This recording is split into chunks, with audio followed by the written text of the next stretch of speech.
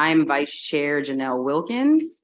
I am calling to order our bill hearings for today, March 13th.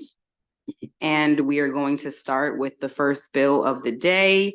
We have our treasurer and former colleague who's here to testify, Delegate Roberts. We will begin the hearing on House Bill 1503, Election Law Campaign Finance Activities.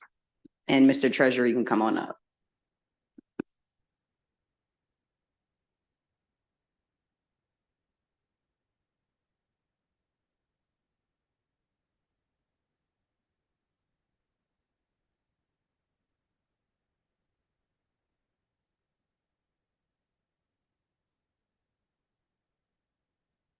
Thank you, Madam Vice Chair Wilkins, and esteemed members of my favorite committee in the House of Delegates, Ways and Means. For the record, my name is Delegate Denise Roberts, and I am honored to come before you today in support of the passage of House Bill 1503, which, if enacted, would prohibit the state treasurer and any person acting on the treasurer's behalf from participating in certain campaign finance activities during a regular session of the General Assembly. This bill is in no way meant to be an act against anyone. Rather, it is only meant to correct what appears to be an oversight in the Maryland campaign finance law. This issue was actually brought to my attention by way of a Maryland Matters article. Currently, state campaign finance law prohibits the governor, lieutenant governor, attorney general, the comptroller, and members of the General Assembly or anyone acting on their behalf from fundraising or receiving campaign contributions during the General Assembly session. After discussing the issue with the current state treasurer, he was completely in support of this effort, which is why he is here to testify favorably.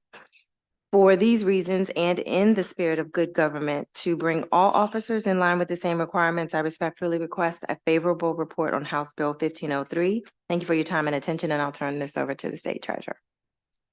Thank you, Delegate Roberts.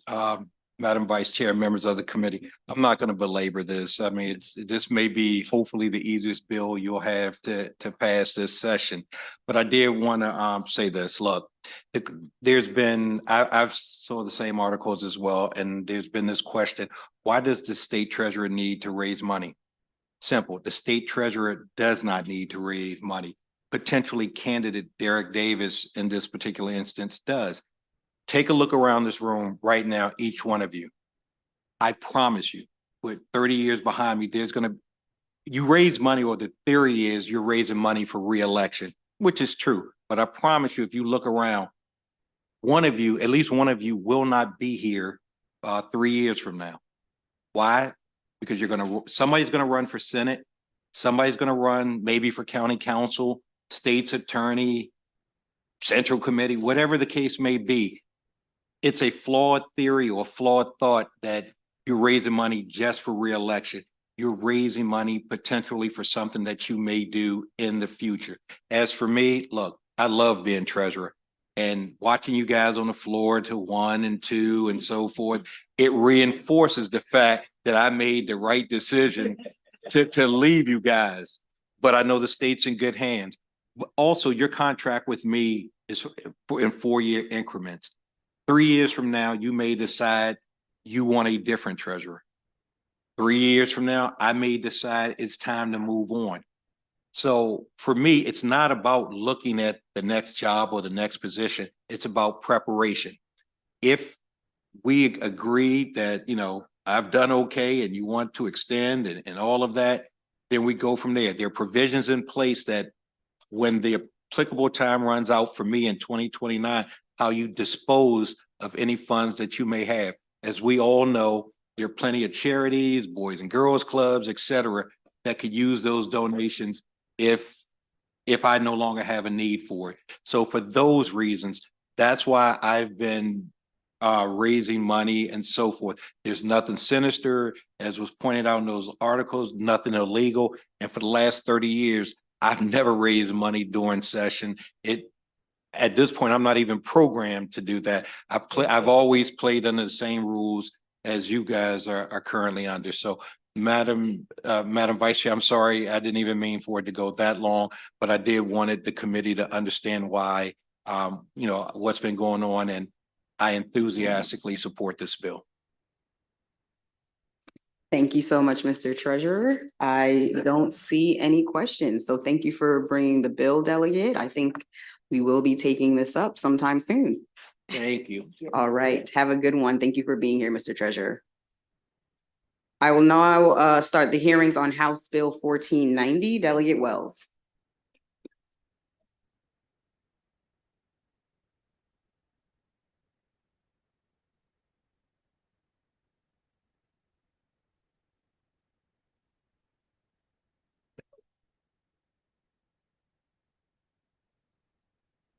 All right. Good afternoon, Chair Wilkins and colleagues of the Ways and Means Committee. For the record, I am Delegate Wells, here to present on House Bill 1490. This bill is centered around investment in hub zones and opportunity zones across Maryland. Through these diverse incubators, this cutting edge initiative sends resources to businesses in these zones along with the skills to thrive.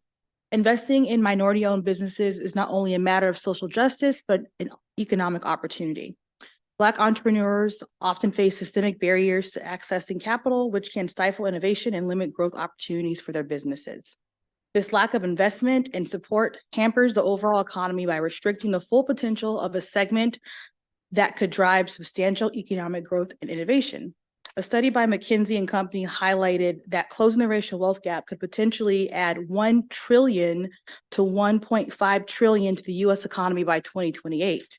While this figure encompasses more than just business investment, it underscores the economic potential that could be unlocked by addressing systemic disparities. Furthermore, investing in minority-owned businesses can stimulate job creation, especially in those communities. It can also help us generate more revenue, which we know this committee is charged with identifying.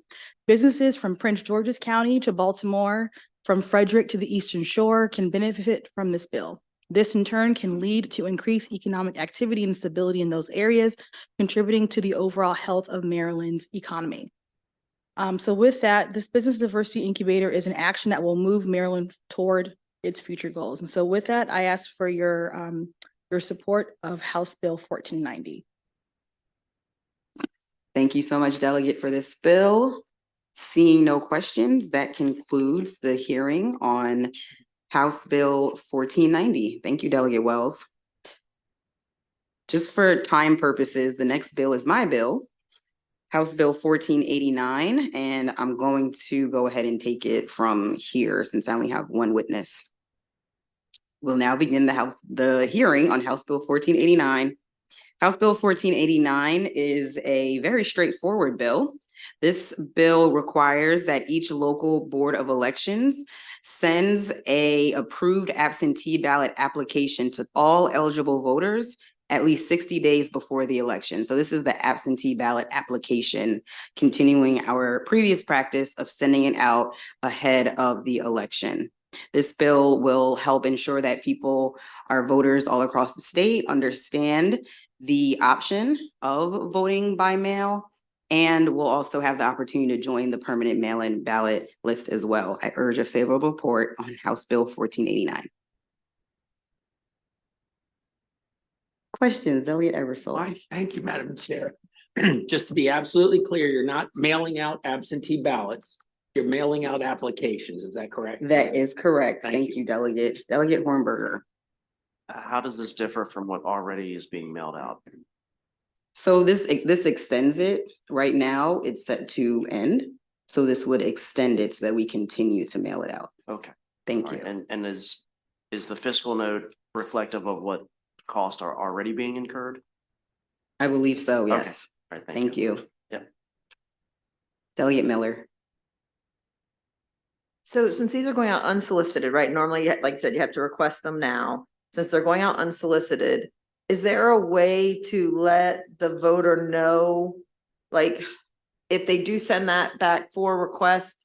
I'm just having trouble with it being unsolicited but we can talk about it offline in subcommittee. And then Okay. how do you verify? Like, what if someone sent it back for someone else and requested a vote? Because we have certain election laws that we've put in place about which ballot counts, the first one received, or if you're doing by provisional. So trying to work that through quickly.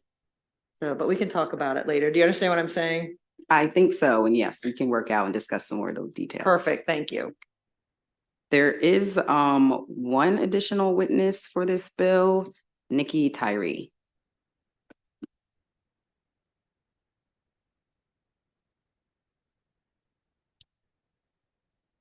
Thank you, Vice Chair Wilkins. For the record, Nikki Tyree for the League of Women Voters of Maryland. I had planned to come up here and belabor the point of how great vote by mail is, but I think we all understand that it has the possibility to increase voter participation, especially those who have unforeseen circumstances and haven't been able to join the permanent list, as well as younger voters who have maybe moved out of state to attend university. The League, as well as Common Cause Maryland, very much supports this bill. We thank Delegate Wilkins for bringing it forward. We would like to offer 2 friendly amendments that we put in on the Senate side of this bill as well, which is that the application that gets sent out be changed to a notice. This was after a conversation with SBE. We would also ask for a second amendment of having it sent out before the primary as well as the general, just because, as I said, unforeseen circumstances could take voters away from remembering to vote by mail. So just a notice beforehand. And I stand for questions. Seeing no additional questions, thank you so much for your time. And we will end the hearing on House Bill 1489. We are zipping through. We'll now take up House Bill 1488 by Delegate Atterbury, our wonderful chair, and I believe that is being presented by Liz.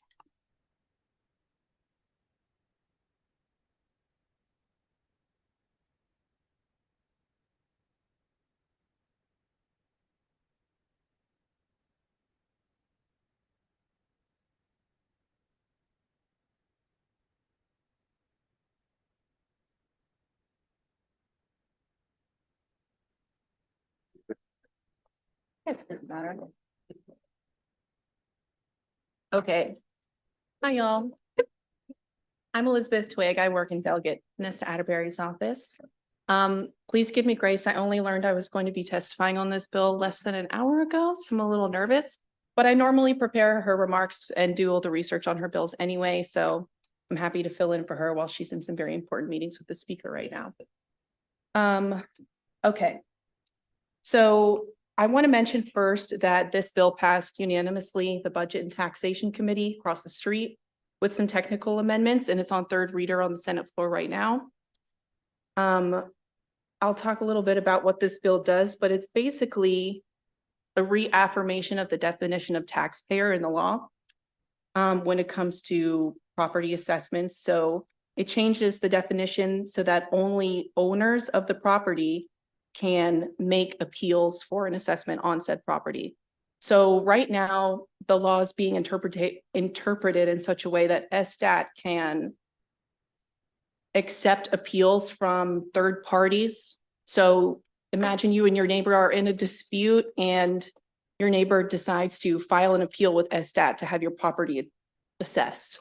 And then that could very well come down on you and your property could be assessed just because your neighbor's having a tiff with you or something like that. But it doesn't just apply to neighbors, someone down the street, across town, or across the state. Anybody with no vested interest in a property could make an appeal on the property that you own. So Mr. Hanna is going to talk about an example of this and the case that made us aware of this issue. And Mr. Bariano is going to explain why this is a poor interpretation of the law and the reasons why we need to reaffirm this definition. So I'll let them take it away. May I proceed, Madam Vice Chair? Thank you. For the record, Bruce Bariano, registered lobbyist for Kensington Self-Storage Facility in Montgomery County, Maryland, in very strong support of this bill. Very seriously, this is a very critically important bill to all of us, not just my client, but to all of us. And you will see why. Thank you to the sponsor, the chair of this committee, for introducing this bill. It deals with third-party assessment appeals by persons that have nothing to do with the property. It also protects the integrity of the triennial system by preventing out-of-cycle appeals by persons that have nothing to do with the property. What happened is my client owns a self-storage facility in Kensington, Maryland. They got an assessment, they didn't appeal it, and they paid their taxes.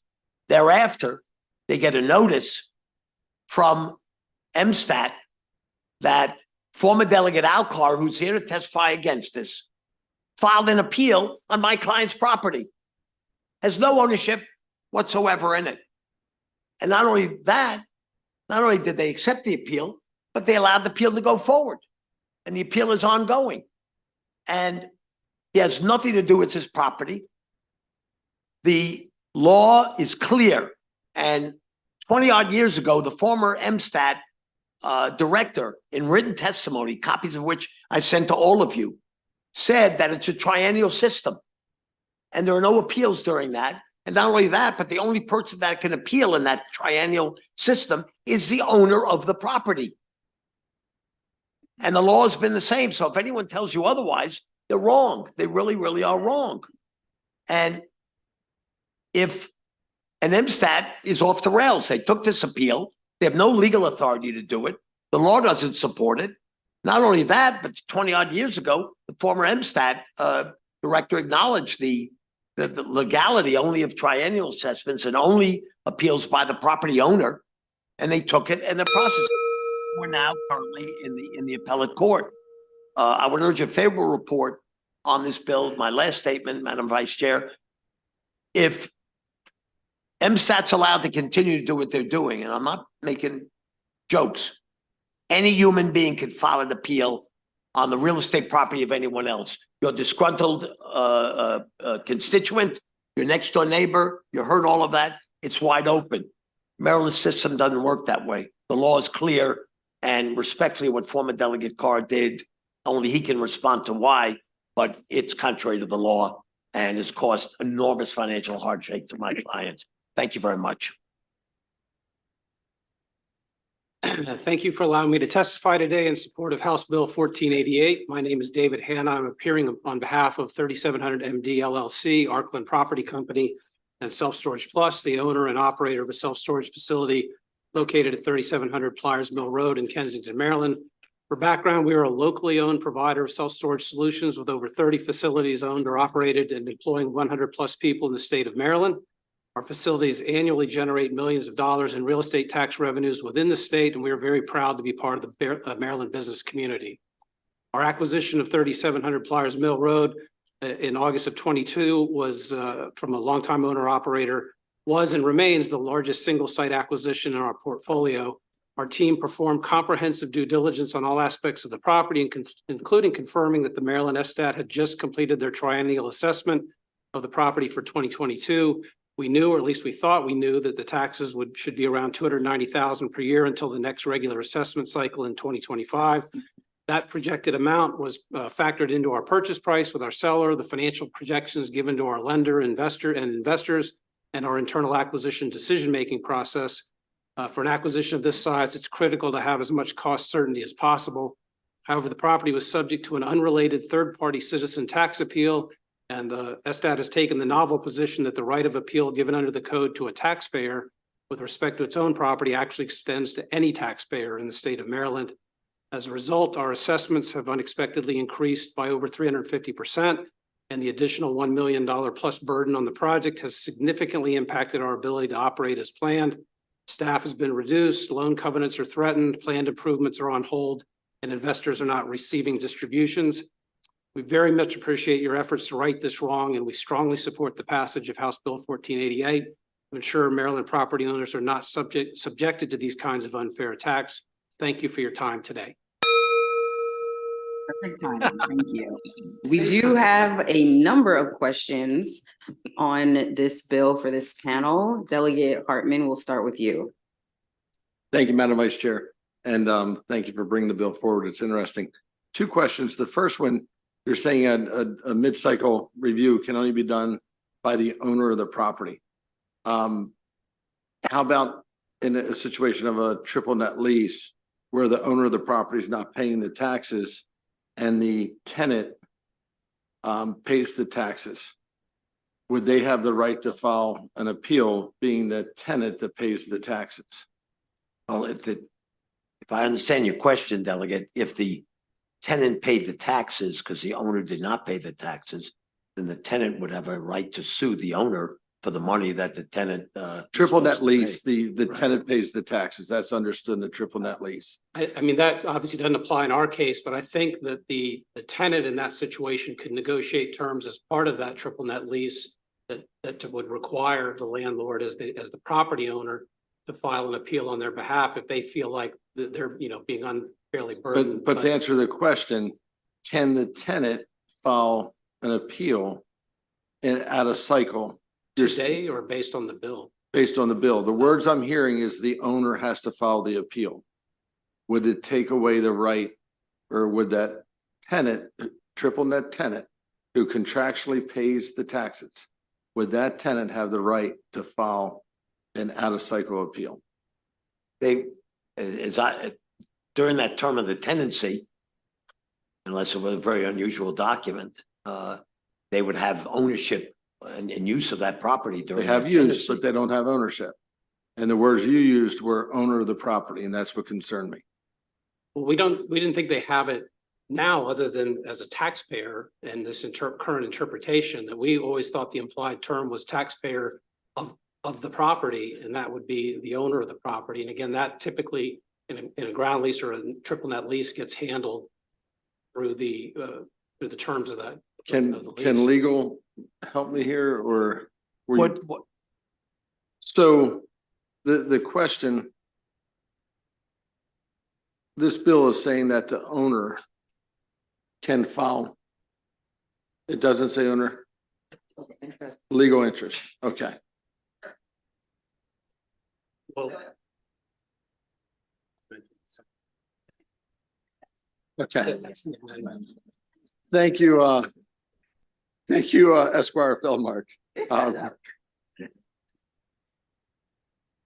My second question hopefully comes back to me before this is over and I get a second bite. I lost my second question out of concern for the words I was hearing. Thank you. Thank you, Delegate. Hopefully you will remember the question. Let's go to Delegate Palakovich-Carr. Thank you, Madam Chair. And don't worry, Liz, I'm not going to ask you any questions. Thank you.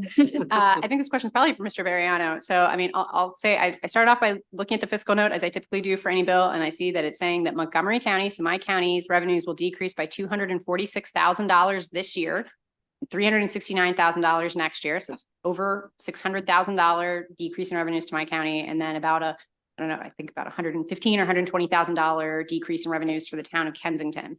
My question for you is I'm continuing to read the fiscal note, and you said that this bill, correct me if you did not say exactly this, but that this bill is just codifying what the longstanding interpretation is. But I mean, again, in the fiscal note at the very beginning of the section on current law, it goes into a case called Samet versus Supervisor Assessments. And it says it's a long held view, which is based on Samet versus Supervisor Assessment, enables any taxpayer to file an appeal if they believe that someone's property is not being assessed adequately and thereby not paying a fair share of property taxes. So this is what DLS's interpretation of existing law is. I wanted to give you an opportunity to respond to that. It's not correct. And I'm not being disrespectful. It's not correct. I did send you, as all the other members, and I'm sure you've all been very busy, so you've not had a chance to see it yet. But I did send you the testimony of Ron Weinhold, who was the longstanding NSTAT director before he retired, when he testified before the legislature that's a triennial system, and that the only person that can file an appeal is the person that owns the property. Under the original law, it said the owner of the property. When the real estate article and taxation, not the real estate, the taxation article of the code was recodified by DLS, they used the word taxpayer rather than the owner of the property, but also in a footnote indicated that there was no intent to change the substance of that. It was a bill drafting so that there was a common word used for a lot of different situations. It has been interpreted by NSTAT that any taxpayer can do this.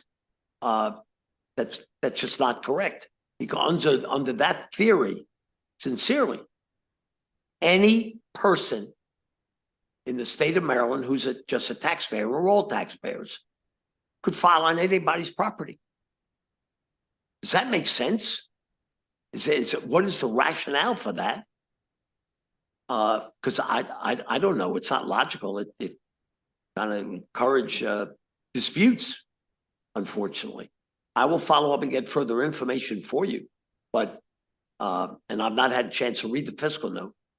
But if the fiscal note is saying that, and I'll say this very respectfully, in all my many years of being here, I've seen errors in fiscal notes before. Was your question answered, Delegate? Okay, thank you. Delegate Feldmark. Thank you, Madam Chair. So thank you for the testimony, and Liz, great job.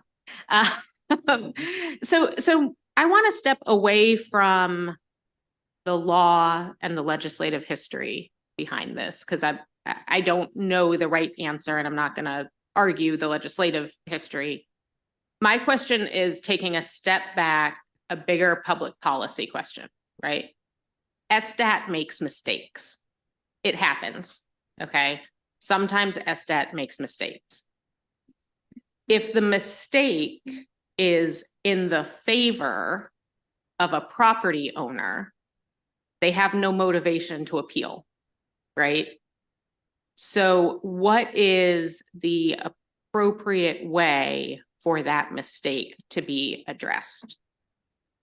If a mistake is made in favor, if an assessment is lower than it should be, right? If it's in the favor of the property owner, but it's not a fair assessment of the property, what is the appropriate remedy? Or is your position that if it's in the property owner's favor and they're technically paying less than their fair share, that's what should continue until SSTAT figures out to correct it on their own? I am not aware, and I'm not the expert, I'm not aware of any remedy in the law for that situation.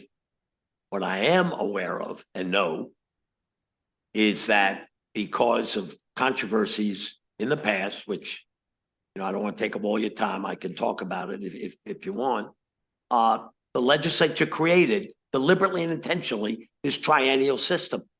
So that once you get your assessment, that's it for the 3 years for a variety of reasons. And if you don't like the assessment, you as the owner of the property can file an appeal. If something comes in your favor, I don't know of anything, and I don't think there is anything in the law, but hopefully, respectfully, that should not be happening, because assessments and the valuation and the process should be done carefully and double checked maybe before it goes out to the property owner, you know, before the mistake occurs. But we don't, this is an entirely different situation. And this is a situation that, yes, I'm sitting here with a business, but respectfully, it could happen to anybody in this committee. And all of a sudden, you got to pay dramatically more. And you know that once it's set and you don't appeal, you accept the assessment that was given to you. You know that's what you're going to pay for 3 years, and you accept it. And then a stranger comes along, and I don't say that in a rude way, but they are a stranger to the property. And they say, no, they should pay more money. They're not paying enough. I just add, we don't think there was a mistake, you know, and it was a case of the assessment was set. We in the market looked at it and said, well, we think one, self-storage market's been very hot. Two, there was other development opportunities perhaps there in the future. We put a price on it subsequent to that assessment, but it was we thought the rules were such that we knew that assessment was going to be in place for that time period. And so we didn't think it was a mistake. It was just the market changed.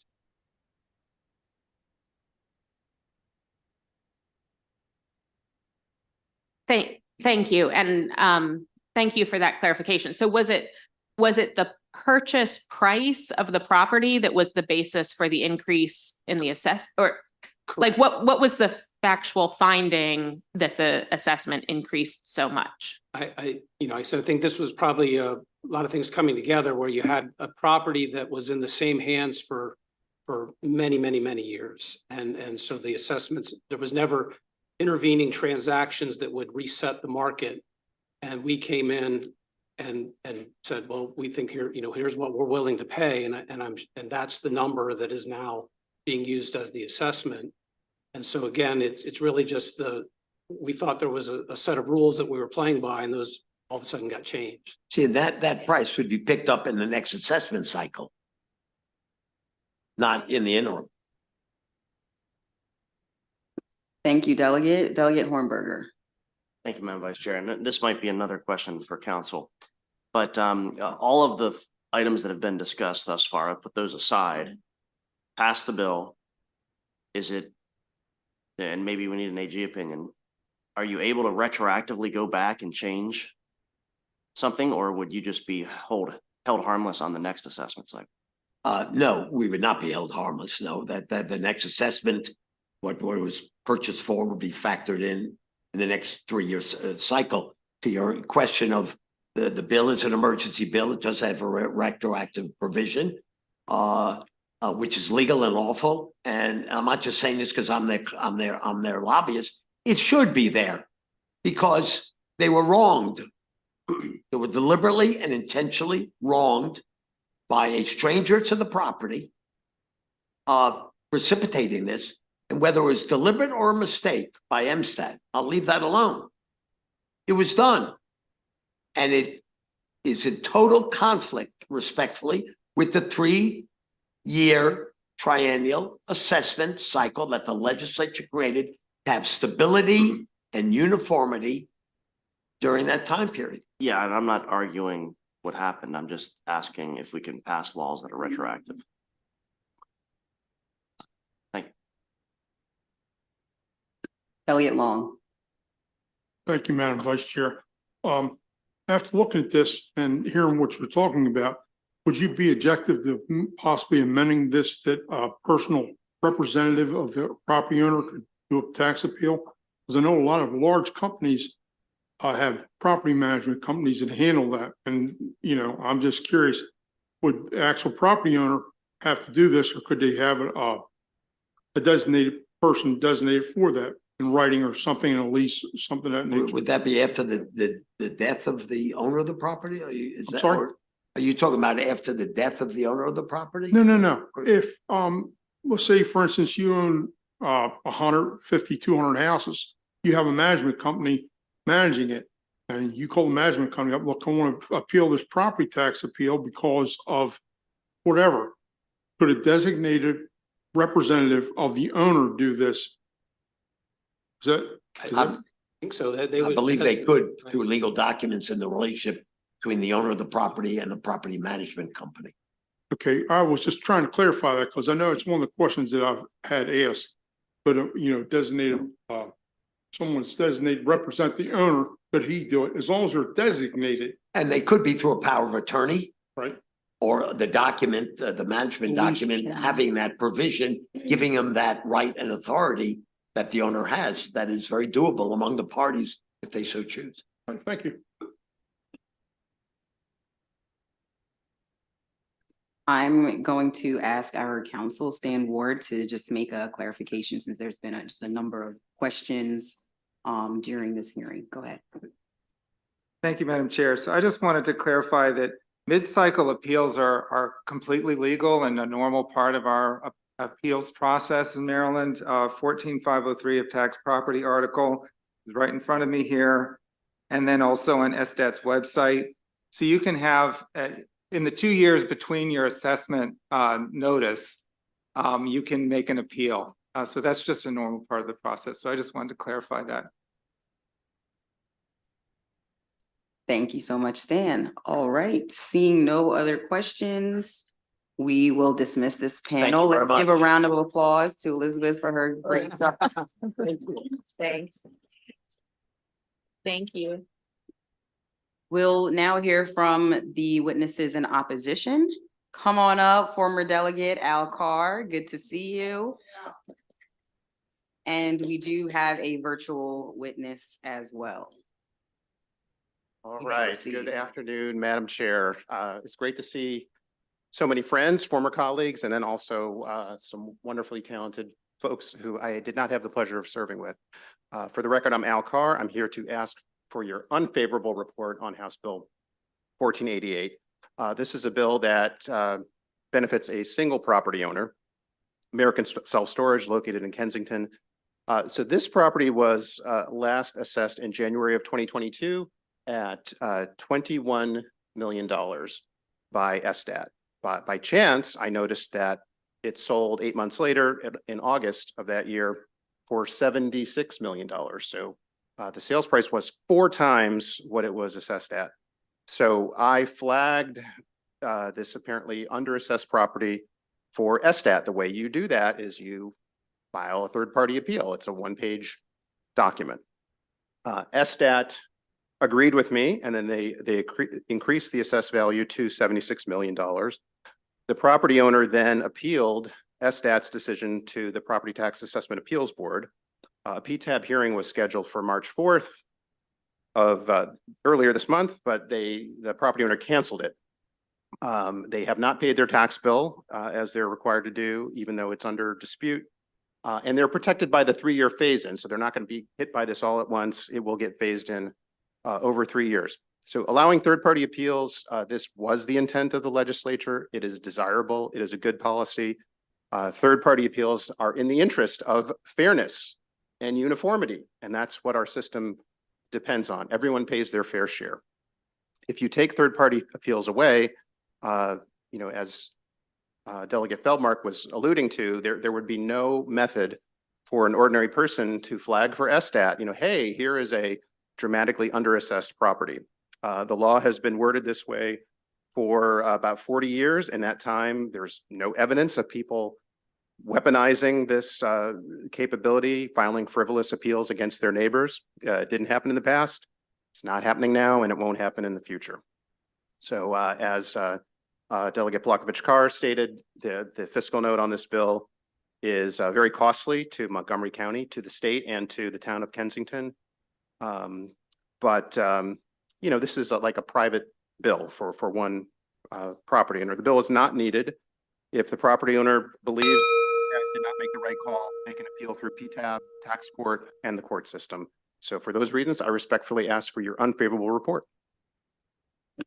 Thank you so much. We do have one virtual witness. We'll see if they are here.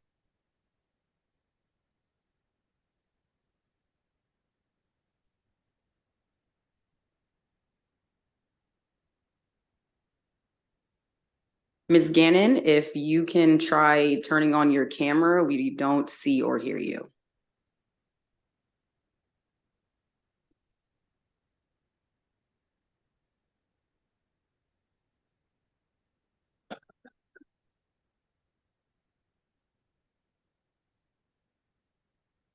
Ms. Gannon, if you can hear us, please try turning on your camera.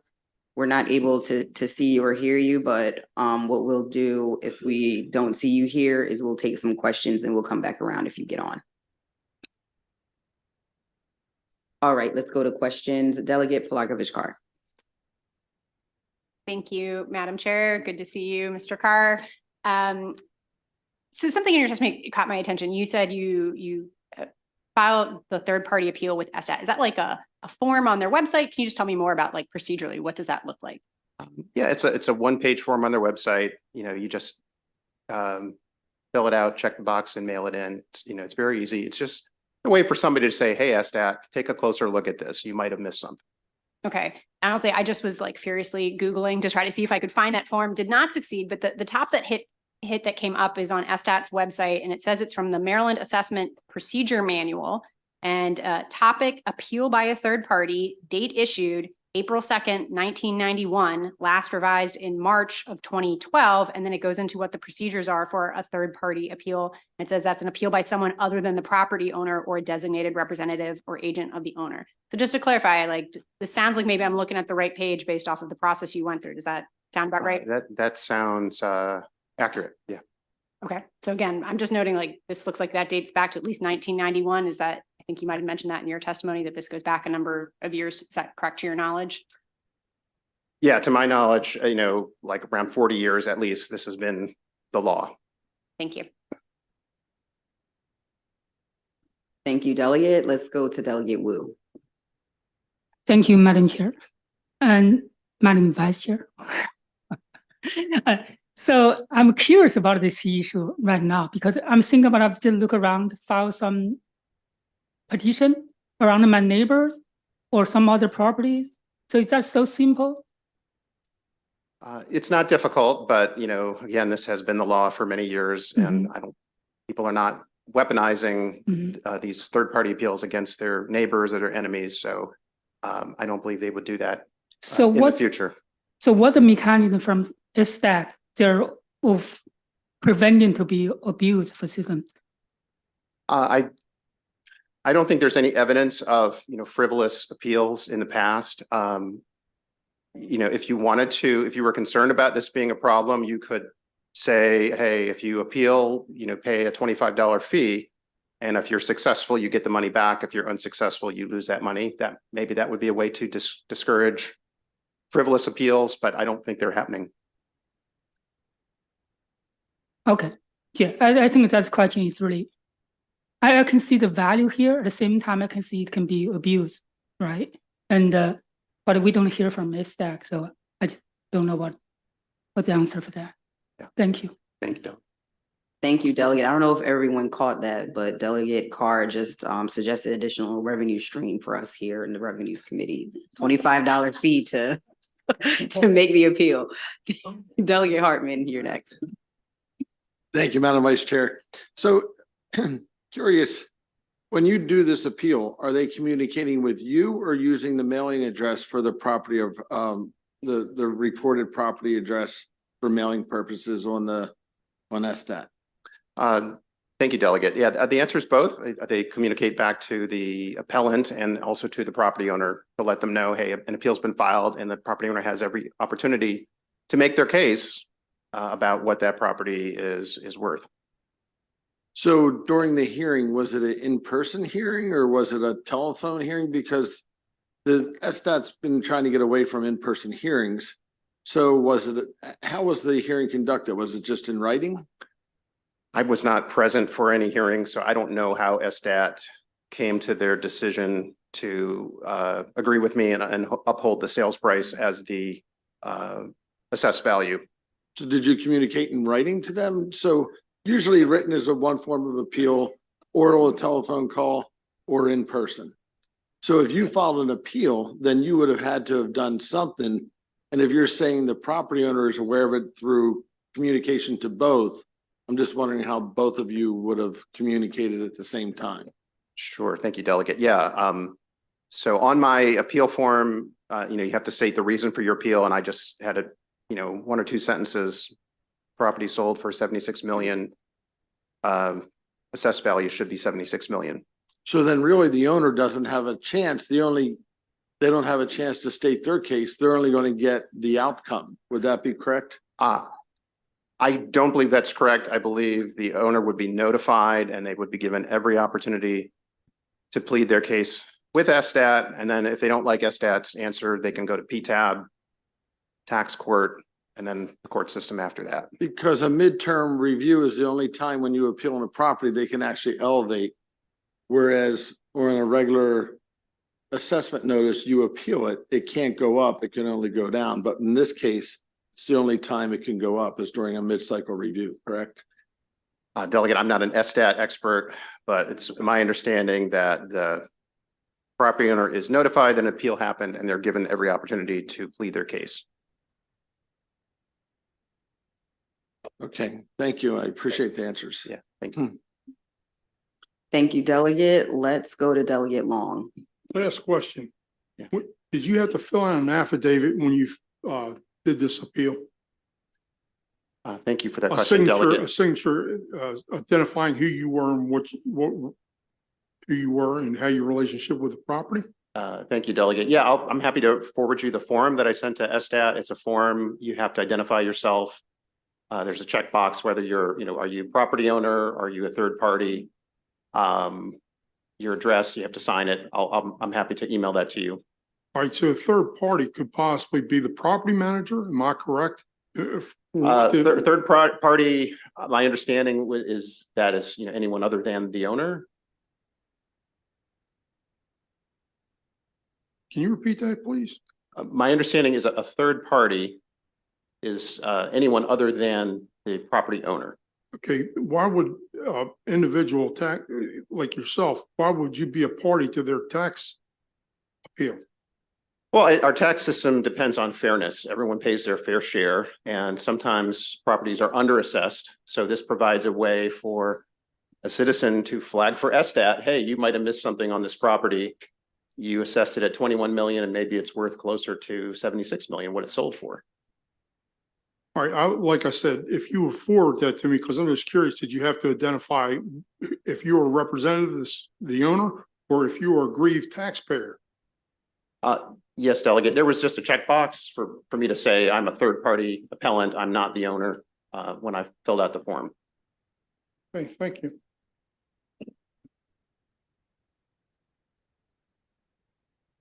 Delegate Hartman is very interested in this bill.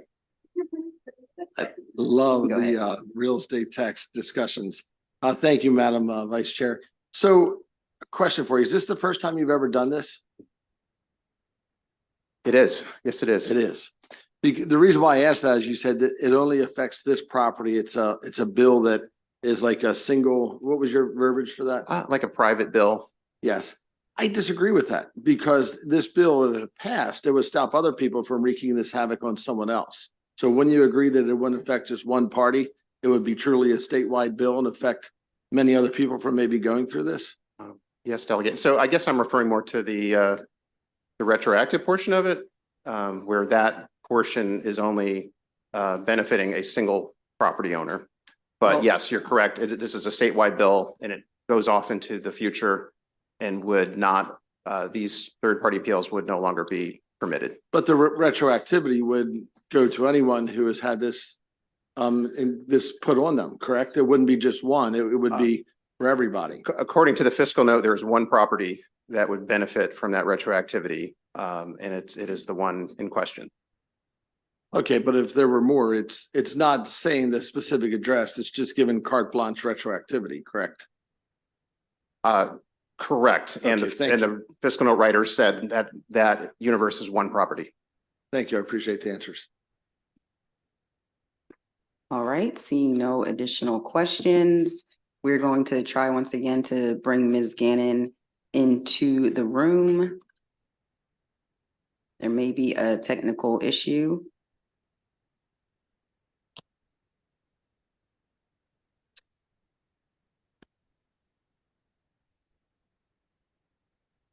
All right, we'll work with Ms. Gannon to share her testimony with the committee. This ends the bill hearing on House Bill 1488. Great to see you, Delegate Carr, former Delegate Carr. Great to see you all. And I'm sure we'll see you again soon. All right, I'm now calling up House Bill 1514, our final bill of the day. Delegate Fair. You put such a simple concept at the end of our day so that we can. I think I have a panel, Madam Chair, if I could ask them to join me up here. When they pop back in the room, they'll join me up here. Okay, I have one person in person, Iowanda Keldis Bell, but if you have someone else, go ahead and bring them up. Okay. Well, thank you, Madam Chair. Thank you, members of the Ways and Means Committee. I want to start by just simply saying, everybody, take a collective breath. Thank you. This bill, House Bill 1514, for the record, Delegate Chris Fair from District 3, presenting this bill on ranked choice voting. Let's first talk about what the bill does not do quickly. The bill does not create ranked choice voting in Maryland. It does not, let me repeat that, create ranked choice voting in Maryland.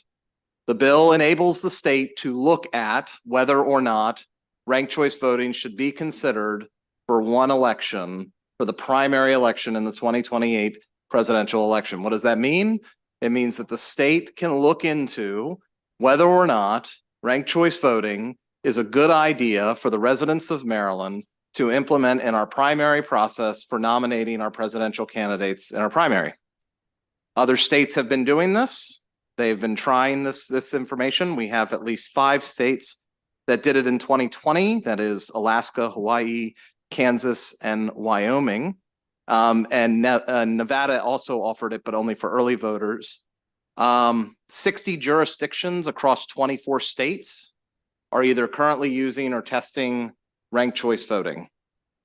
The bill simply outlines that the State Board of Elections can look into how it would offer ranked choice voting. It does not prescribe what that ranked choice voting looks like, but rather leaves it to them to investigate the best process by which they do it. It also encourages or specifies that should the state board move forward with ranked choice voting, that it will put forth a campaign to make sure that there's proper voter education, both at the state level and at the local jurisdiction level.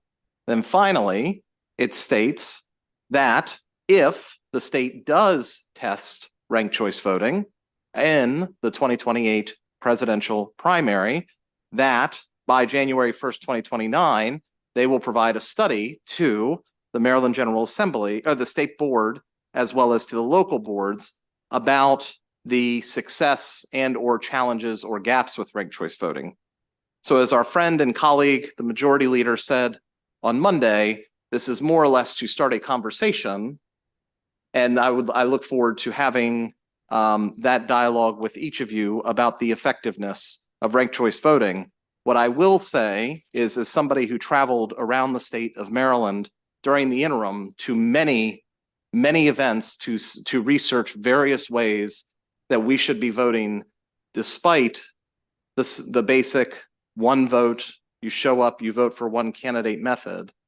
I will say, I encourage everybody in the body to keep an open mind that just because we have always offered one version of voting in the state of Maryland, and that's been my experience, and I'm sure that's been your experience, the advocates that are working on these issues are trying to find more ways, fair ways, to better calculate our vote intent when we go to the polls, especially when there's multiple candidates running in a single election. And so I encourage everybody to keep an open mind. And with that, Madam Chair, I would turn it over to any of our online panelists, because I apparently do not have anybody here in person. No problem. You do have several virtual witnesses. We'll call in Walter Olson, Candace Karastan, Deb Otis, and Josh Daniels. And let's go ahead and start with Walter Olson. You may proceed. Thank you, Madam Chair. My name is Walter Olson. I write and participate a lot on election law, including redistricting. I'm a fellow at a libertarian Washington think tank, but I'm speaking only for myself. And I'm also a Frederick County resident. I urge you to return a favorable report on HB 1514. This is a good idea. I think you'll hear from the other panelists about some of the things that ranked choice voting can do in presidential primaries, including help solve the problem of candidates who have dropped out by the time the mail votes come in. A very frustrating issue for people who effectively lose their vote because by the time it's counted, the candidate has dropped out. And it does some other good things too. But I wanted to focus my testimony on two things. First, ways in which Delegate Fair's bill, I think, is better drafted than its Senate counterpart. I know, if it gets to a point of negotiation between the two houses, I hope you do go with Chris's version, because it's a pilot project in the best sense. It does not specify a lot of the variables, and in particular, it leaves it a possibility that one party adopts it and the other party doesn't adopt it. And I think that's practically a very good thing. Pilot projects work best with willing participants. And we have a situation where it's quite possible that one of the two parties might willingly participate, but not the other party. If a party is not willingly participating in a presidential primary run by ranked choice voting, it could do a couple of things. It could sue, and you don't want to get sued over this. It could punish the Maryland delegation by making it smaller. I'm sorry to report that the Republican National Committee punished the Virgin Islands by doing that. So this is not a liberal conservative issue. Ranked choice voting indeed is neutral between left and right, between Republicans and Democrats. I think Delegate Fair's bill is very well drafted. Please give it a favorable report. Thank you so much. We'll go to Candace next.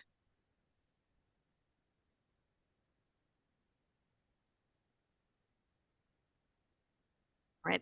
Thank you, Chairwoman Atterbury. Thank you, committee members. Thank you, Delegate Fair, for turning your attention to ranked choice voting for presidential primaries.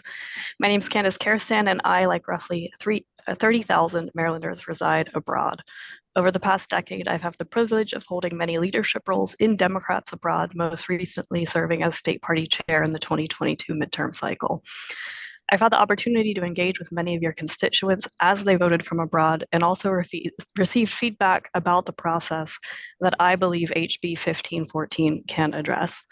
To cut to the chase, ranked choice voting will ensure that all Marylanders have a say in the nominating contest, not feel like their vote doesn't count, especially if their candidate has dropped out after they've returned their ballot. A likely possibility in Maryland, given your higher number of overseas voters, you actually rank 12th highest in nationwide with number of overseas voters, and with your no excuse absentee policy for domestic voters. This all comes down to accommodating timelines which your election officials must adhere to, the sequence of candidate filing deadlines, ballot drop day, election day. As you know, a lot can happen between filing deadlines and election day, especially in presidential primaries. We just heard in 2020, many voters had already returned their ballots only to learn that their top pick had since dropped out. This left them without any say in the nominating contest. As things stand, it looks like we're headed that way in 2028, with a crowded field expected in both major political parties' primaries, with last-minute withdrawals all but certain. The solution: send a ballot that allows voters preferences in case their top pick drops out. Again, a likely possibility in any contested presidential primary. Trust in the process and eventual nominee. Many states already use ranked choice voting for their overseas voters, and some for domestic as well, for these exact reasons. Most notably, the bulk of southern states, with Georgia being the most recent addition in 2022. Given your high number of overseas voters and no excuse absentee policy, I really encourage you to pursue this by passing HB 1514. Thank you. Thank you for your time and your testimony. Deb Otis. Good afternoon, Madam Chair and members of the committee. Thanks for your consideration this afternoon. My name is Deb Otis, and I work for an organization called Fair Vote. We are based in Silver Spring. We are a nonpartisan nonprofit, and we educate and advocate for election reforms. So in my role there as Director of Research and Policy, a big part of my job is analyzing how ranked choice voting has worked in the places that have already used it. And so my support for ranked choice voting across a variety of contexts is based on that research background. But this bill, of course, is a narrower application of ranked choice just to presidential primaries. I am the author of a report on ranked choice in presidential primaries for the states that used it in 2020. There were 5 state Democratic parties who adopted it that year, and I authored a report on how it went. And so I can share some of the findings for that as you all consider what this would look like for Maryland. We found, 1, voters used the rankings. This is typical of ranked choice elections in all sorts of contexts. In presidential primaries, I think it can be even more so, because voters tend to know a lot about presidential candidates because of the news cycle. When given the opportunity to rank multiples, voters embrace that. Number 2, we saw that this eliminated wasted votes. A couple other folks who testified spoke about wasted votes. When a candidate drops out and their name still appears on ballots, some voters will vote for them, especially early voters and absentee voters. Ranked choice voting protects those voters by ensuring they get a backup choice. Their vote is still counted if their top choice withdraws. And We see that it results in stronger nominees for parties. Presidential primaries can be run in different ways. For example, most Republican contests award all of their delegates to the single winner, whereas most Democratic contests will award delegates to every candidate who crosses a certain threshold. Ranked choice voting has been used in both contexts and works well. And this ensures that Maryland's delegates are going towards the candidates that have the most appeal among Maryland voters. Thanks for your consideration, and I urge you to support this bill. Thank you so much for your testimony. I believe that we do have one more, Josh Daniels. Almost skipped you, Josh, but please proceed. Oh, thank you very much, Madam Chair. Good afternoon. Great to be with you. My name is Josh Daniels, and I'm the former county clerk and auditor of the county of Utah in Utah. And it's the second largest county where we actually had ranked choice elections. We are one of the states that the sponsor talked about that is sort of pioneering and testing ranked choice voting. I'm a former resident of Maryland in Harford County when I was in the military stationed at Aberdeen Proving Grounds. So it's great to be with you virtually again. My experience was in administering and implementing ranked choice elections, we did not have to make many changes to our existing systems. We use the vendor election systems and software, ES&S, which I know is a predominant vendor in Maryland. We used all of the same equipment and software that we already had from that vendor, and we're able to just design ranked choice style ballots, and the system was able to administer those ranked choice elections. We were able to then get the final results and data, and used a free and open source utility that's developed and made available by a nonprofit called the Ranked Choice Voting Resource Center, which is tailored to helping election administrators to successfully implement ranked choice elections.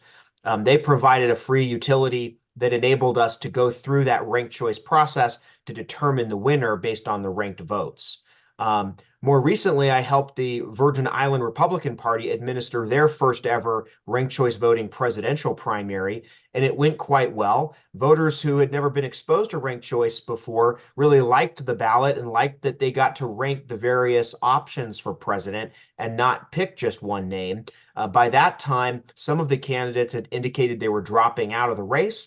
And so voters who might have ranked those candidates didn't have to feel like their vote was wasted because they still had a second and third rank that they could give to other candidates still in the running. I urge a favorable report on this bill. Thank you.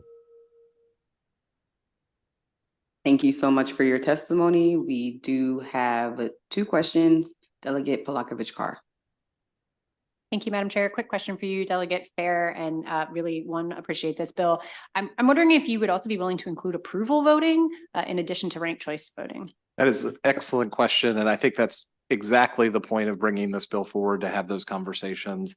As I alluded to in my testimony during my traveling around the state, I've learned that, you know, as we hear a lot about ranked choice voting, there's a lot of voting opportunities out there. So the short answer to your question is all of those conversations should be on the table with the committee and the work that it does.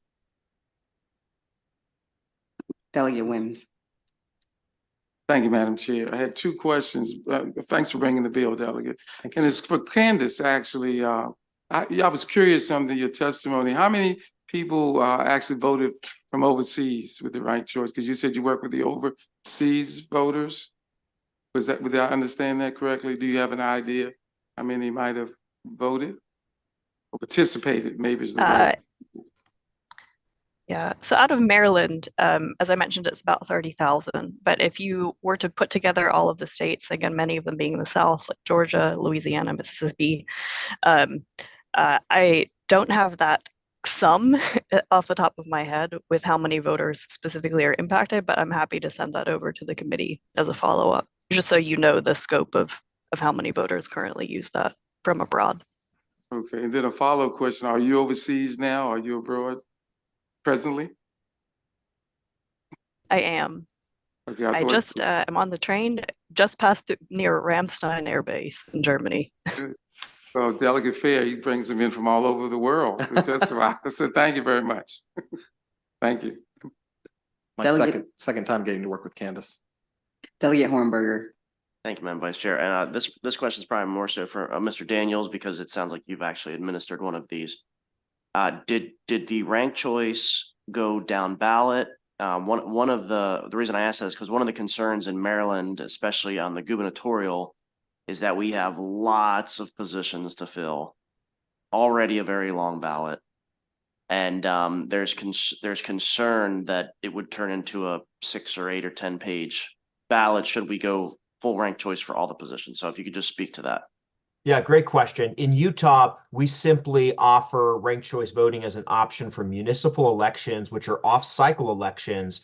So they happen in odd years, and it's typically just a single card ballot.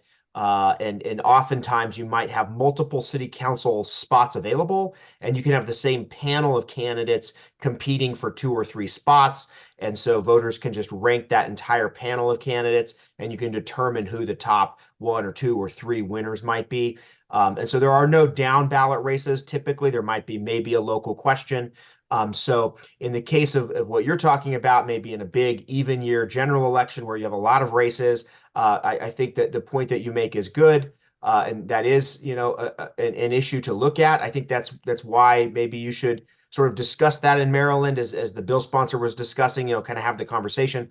As I understand the scope on this, it is just for those presidential primary elections only, and not necessarily for the down ballot races. But I think that's a great consideration that you raise. All right, thank you. Thank you, Delegate. Delegate Young. Thank you, Madam Vice Chair, and thank you, Delegate, for the bill, and all the people on the panel. My question really has to do with the potential for separate ballots. I mean, I was just wondering if we've looked at or considered the potential impact on tabulation of ballots. Because I'm looking at the fiscal note and it says that it might be 2 separate ballot cards in this particular situation. That I'm gonna have to get back to you on. I can't, I've got to read up on that exact question, and I will get back to you on that with that answer unless one of my panelists has a good answer to that. Josh, I see Mr. Daniels' hand raised, so I will defer to. We did deal with this in our state. What we learned was that our systems allowed for different types of races on the same ballot card. So for example, you might have a mayoral race with just 2 names, and it's a pick one name type of a race. But on that same ballot, you could have a ranked choice style race for city council. And we are able to, with our ES&S systems that we use, scan all of those ballots intermingled. And so there wasn't any need to have separate ballot cards, at least in our case. I mean, so that would just be a consideration for Maryland if you had a reason for having a different ballot card that was maybe other than just having ranked choice. But our experience was ranked choice itself didn't necessitate having additional ballot cards. Other than that question that was raised earlier about, well, what if there are a lot of races in the election and all of those races spill on to second or third ballot cards? But the ranking itself didn't need to be on separate ballot cards. Thank you so much. Thank you, Madam Vice Chair. All right, thank you so much, Delegate. I'm looking to see if there are any other questions, and seeing none. Thank you, Delegate, for the bill. Thank you to this panel for your time. That ends the bill hearing on House Bill 1514, and that ends our hearings for the day. I wanted to give an opportunity for subcommittee chairs to share their meeting times.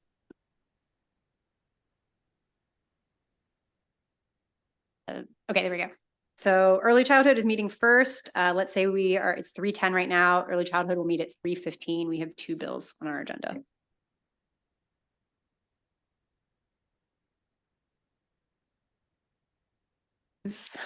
Revenues is meeting immediately after early childhood. And election law will meet immediately after that. So I think for election law, we're looking at, let's just say around 4 o'clock, but please stay close to your phones and emails.